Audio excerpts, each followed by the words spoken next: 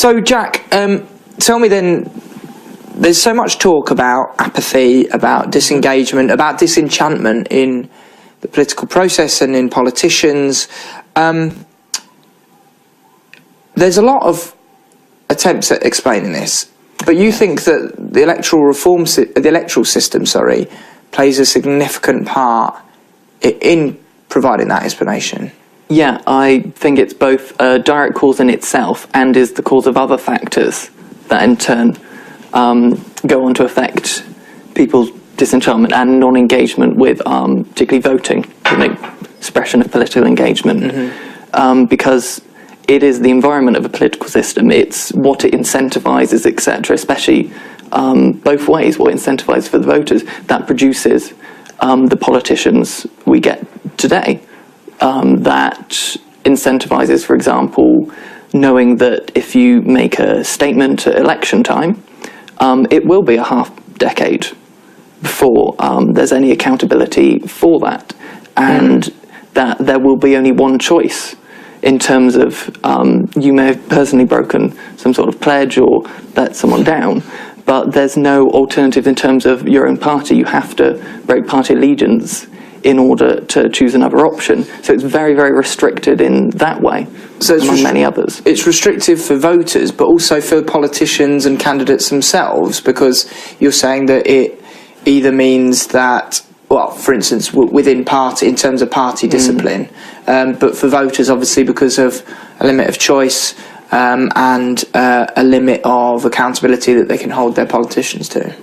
Yeah, in terms of the limits it imposes on candidates, the existing electoral system, is that to lose your party's whip, to lose your party's support, is a death sentence, pretty much. You can't effectively run as an independent without the backing of a party, or at least you can, but it's a massive, massive risk. Yeah. So in this way, it's the parties that hold all the cards.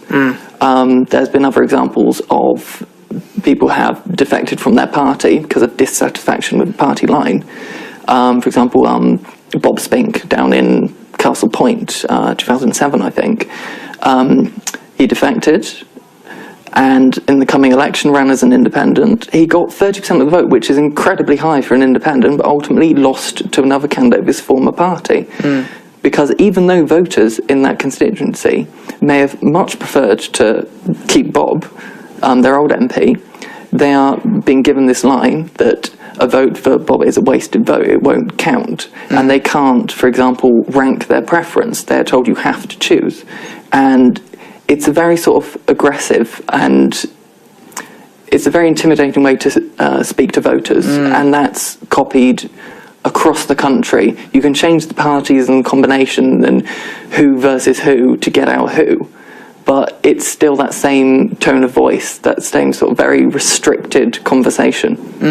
Okay, so it's not necessarily things like, expenses scandal, or the belief that there are some very powerful lobbyists behind parties, or whether you think, I can't influence a party or an election because the trade unions holding Labour to ransom, or big businesses holding the Tories to ransom, for instance, or indeed the negative media that portrays all politicians the same, or hypocrites, blah blah blah. That isn't at the core of people's dismissal of politics. I would say that is many of those, especially the expenses scandal. How come these people felt secure enough in their jobs that they could get away with this? Is it because they were quite confident in the fact that they weren't being accountable to the people? They're in fact more accountable to their own party or the expected take-home salary of their families, etc. Like, who are they accountable to? And we don't have an electoral system that makes individual MPs on a personal basis particularly accountable to their electorate. And like I said, when you only have one candidate, one incumbent MP is the only option that you have unless you're willing to vote for a different party. And traditionally there's only been 3, And there's certainly a hell of a lot more than 3 political opinions in the country. I mean, 5, we're getting closer, that someone can hopefully identify closer with one rather than the other. But it's still again, very restrictive. The parties hold the whip hand. The incumbent MPs are in an incredibly strong position to basically challenge people and say, like, you may not like me, but who else are you going to vote for? What other choice do you have? So you get this situation then, and as you say, it's been challenged a little bit with the rise of UKIP and the Green Party and the SNP. Okay. So, but there was this clustering through the late 90s and 2000s around a central point that you thought that was, you know, where actually there was quite a lot of consensus and competition around a particular agenda and a paradigm in politics. There was definitely a narrowing of choice. It was almost copying the triangulation strategy of Bill Clinton, basically.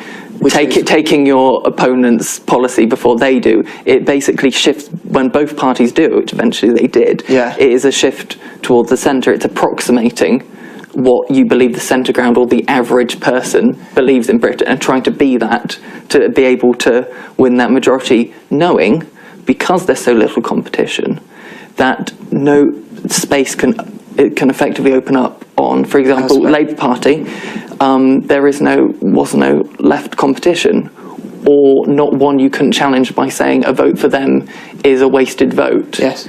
And the same with the right of the Conservative Party. Yeah. And you can almost see that in the slow decline of turnouts at election, that sections of these parties no longer identifying with them and effectively dropping out of the electorate. And that's an interesting one. So, but you don't feel that even though we've retained this first past the post system for now. For now, okay, yeah. Which and obviously you're part of the electoral. You're a member of the Electoral Reform Society. So obviously that's where you're coming from. But you know, isn't there an adequate counterweight in the fact that we now have the SNP, Greens, and UKIP? Can't we retain this system whilst now saying, do you know what? Now we have got greater choice, as we've acknowledged that suits lots of people's taste, and now the smaller parties can be kingmakers, can broker powers, can broker deals. Isn't that the sort of representation that you're asking for? In the sense that can is used, the literal thing is it's potentially possible. Yes, that technically a tick box, but what's the likelihood? And you can have as much choice as you like. If you don't have the effective ability to choose, then what is that choice worth? So, for example, last election, 900,000, nearly 1 million people voted UKIP, for example, as an alternative party, and they got no MPs. I mean, that's not a king-making group. I mean, you take this election, we're looking at sort of 4 to 6%. In the polls the Greens are looking at 9 million votes, and they're still on to get 1, maybe 2 seats in Parliament.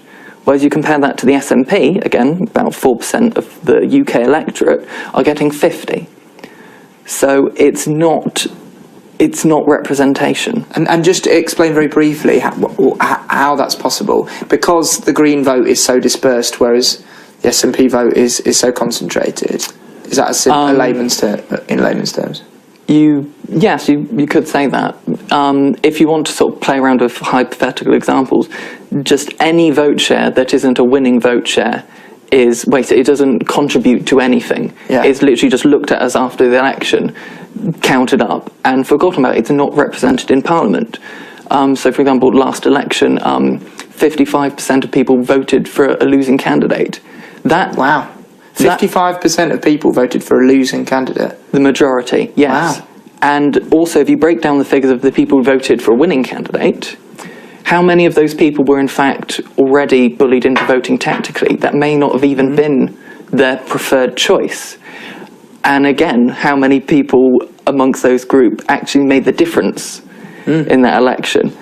And you can sort of see why people are so reluctant to engage when they're so used to having real choice in other areas of their lives. Okay, so this is an interesting kind of cultural concept then, isn't it? So you've got a situation where you explained to me earlier, you get a leaflet through your door that says that has a bar of generally a slightly badly assembled bar chart that has one party and then can't win here, can't win here, can't win here. It will have two parties. It will pick from all manner of data. It could use a poll. It could use the last general election. Yeah. It could so take out the statistical manoeuvrings and machinations, yes. right? So you've got a situation where it's just two parties generally, and the other ones are completely dismissed out of hand.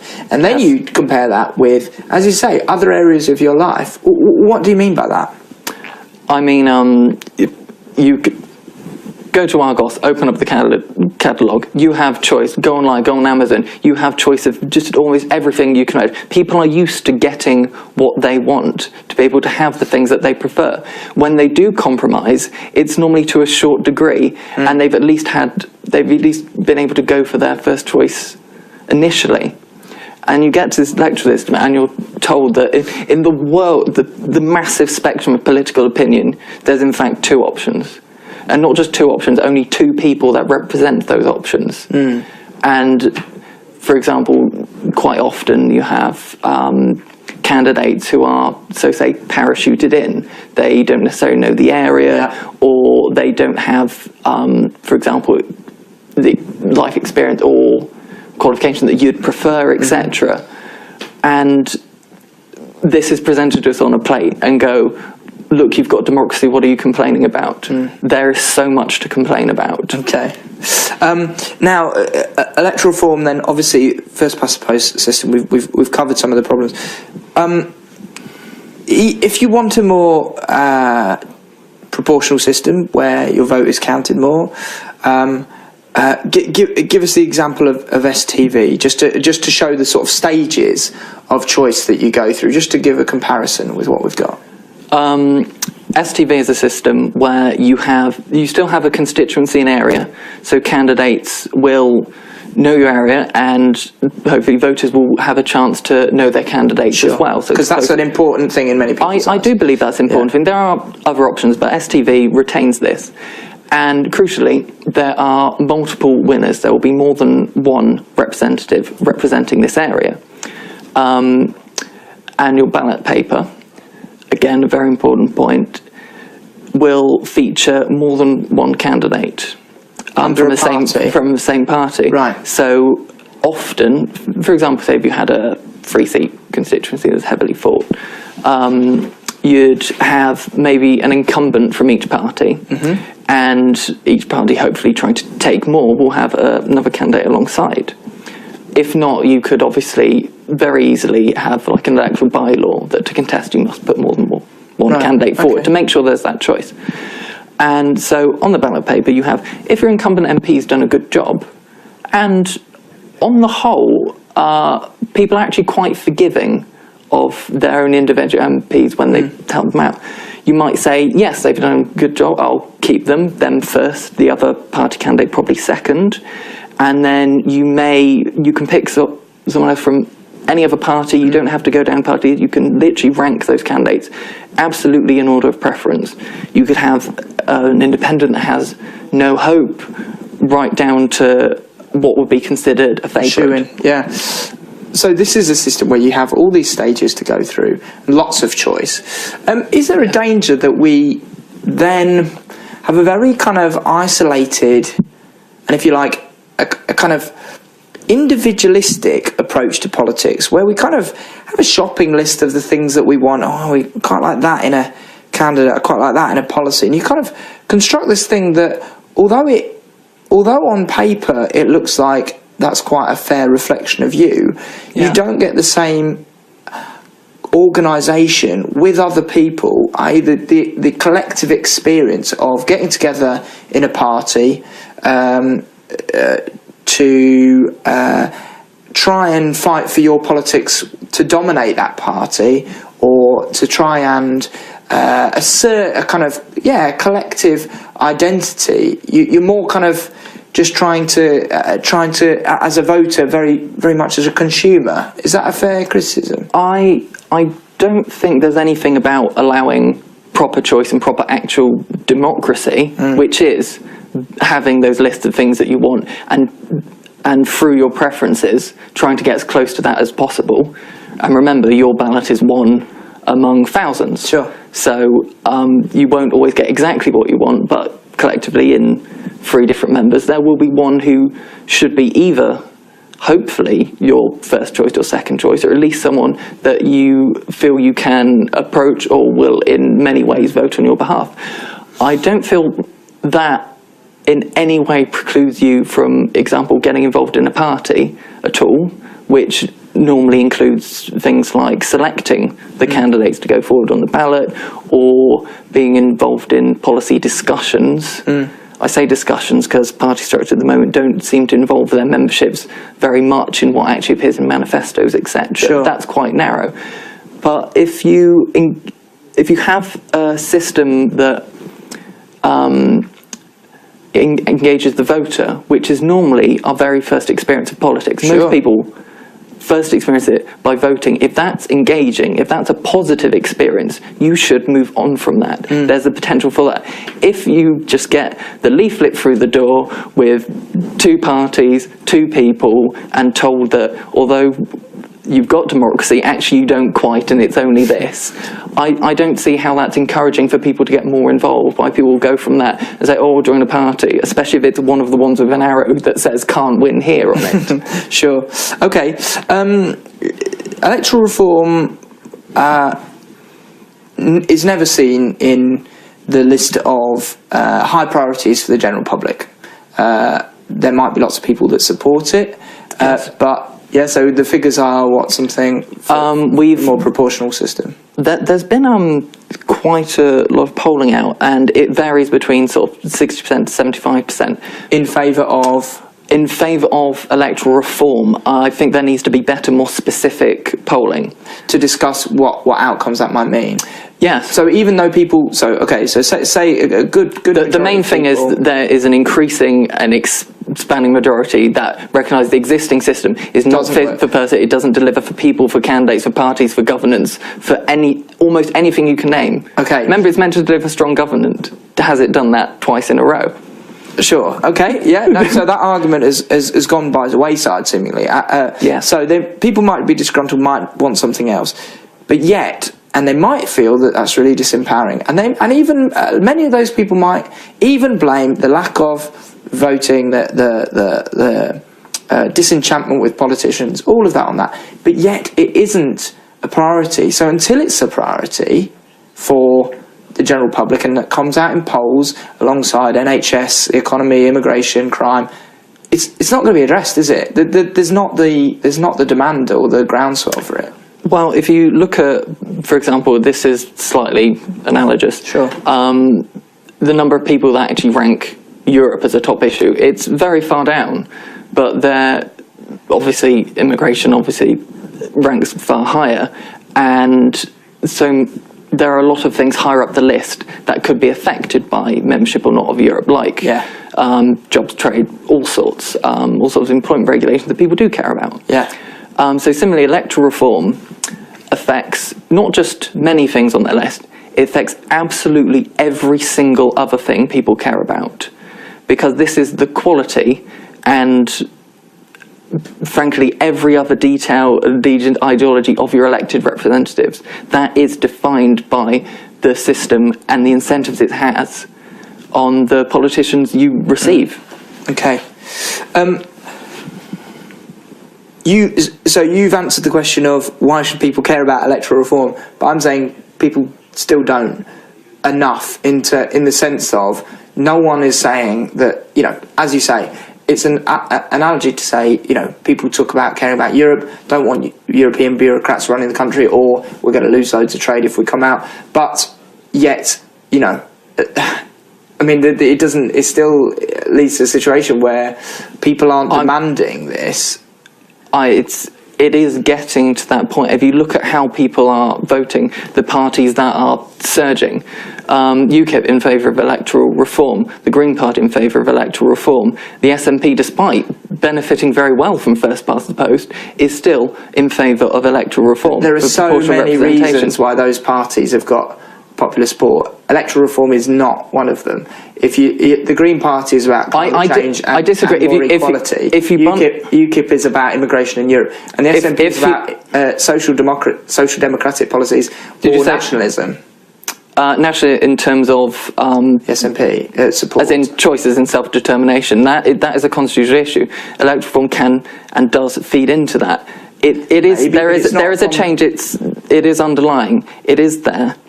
There is a demand and it's growing. If you consider the issue to be broader political reform, and people slowly realising that electoral reform is fundamental to changing our politics, yes, it is growing. You have people all the way from Owen Jones on the Labour Party, historically very much in favour of one party, strong government, finally coming out in favour of proportional representation, all the way to Daniel Hannan, darling of the Eurosceptics, also coming that. There is massive change going on. Okay. And I think once these key, to be honest, opinion formers have broken ranks almost with their party policy to say that, no, it's not working, there is a better way of doing it.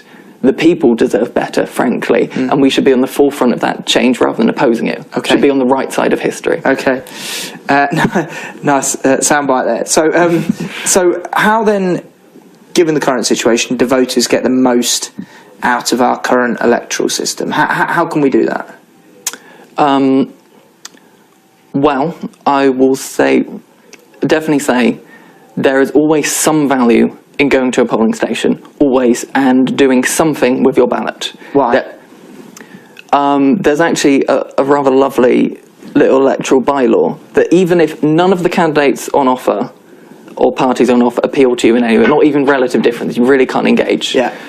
Anything you write on your ballot paper is spoilt. It's put in a stack at the count. The candidates and agents are invited to confirm the opinion that these ballots are indeed spoilt. I.e., anything you write on that is seen by candidates on the one day they definitely care what you think. So I say that if you want to send a message, don't do that by staying home. They don't listen to people who stay home. No. Go to a ballot box. That's obviously if no party appeals to you. We normally have at least 5 candidates almost everywhere in the country now. Right. There's normally something that is, at least in relative difference, is worth endorsing, probably. And as I said, a lot of these parties do now endorse electoral reform. So if you'd like your vote to count, put an X next to someone who's standing for that. There are some other ways that this will help in future. For example, if you do put an X by a candidate who can't win, it just makes that next bar chart on the next election that harder to get away with. And it also, for example, it might help that party keep their deposit. It might direct the resources of the party next time of where they campaign. Like imagine how... Or their message, presumably. So if the Greens, for instance, in Sheffield Central get a good vote, maybe Paul Blomfield, if he runs next time, if he's successful this time, attacks left or addresses green issues more seriously because he understands that that's the mood of people. Is that a possible outcome? Well yes. Votes can... But that's... Again, that doesn't affect the outcome, but it is in the future. It is... Sure, it's a few... Yeah. It's a very poor consolation prize, but it is there. It does have value. For example, there might be Norwich South, which was the second highest Green vote in the country in 2010, at about 20%. So the Labour Party lost, Lib Dem just got it. So what did the Labour Party do? They selected a very left-wing candidate all the way back in 2012 for the election, selected them really early. And that candidate is due to get elected. So because they've taken left-wing Green votes, or rather stopped, the Green vote would have risen otherwise. Yeah. Because the typical pattern is it almost seems to double each election. Right. Oh, and the other reason to take a chance and why it's always worth voting for someone who won't win. 1997, Green vote in Brighton was 2.6%. had it been 1.6, would they have tried again as hard? Had it been, each tiny bit makes it, next election, 9. If it had been 10, maybe they could have got the next step quicker. It's always worth it. If you think it's not worth voting, there is some value in it, even if it's a roll of the dice. Take the risk, do it, get involved. Okay. Well, of course, when this is being shown, of course, it's all too late for that, but I appreciate that for the future. Jack Carrington of Sheffield for Democracy, thank you very much. Thank you. Thank you.